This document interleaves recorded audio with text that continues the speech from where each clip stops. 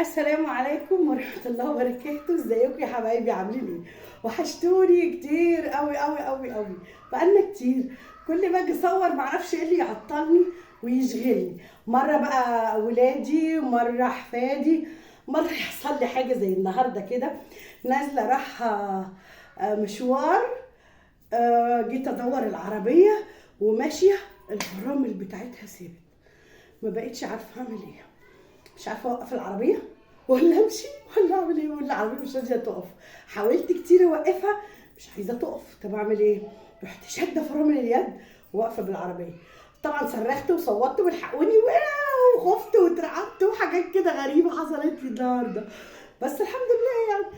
جبتها بقى وجبت الميكانيكي تحتي ايه، تحت الفيلا تحتي، يغير بصوا كارما بنت بنتي عماله تعيط بره وصوتها قد كده بتصرخ.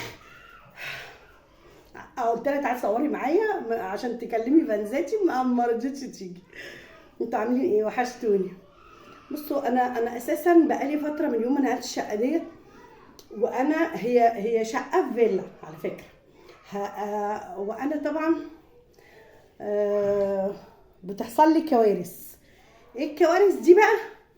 يوه مش قادره اقول لكم، ومش عارفه اعمل ايه فيها. بس الحمد لله يعني على كل حال.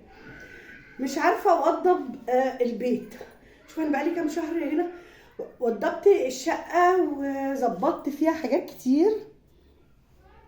بس يعني بصوا متعبه لحد دلوقتي. كل ما اجي ارتب حاطه على الستاند هنا اهو الملابس بتاعتي وما رتبتش.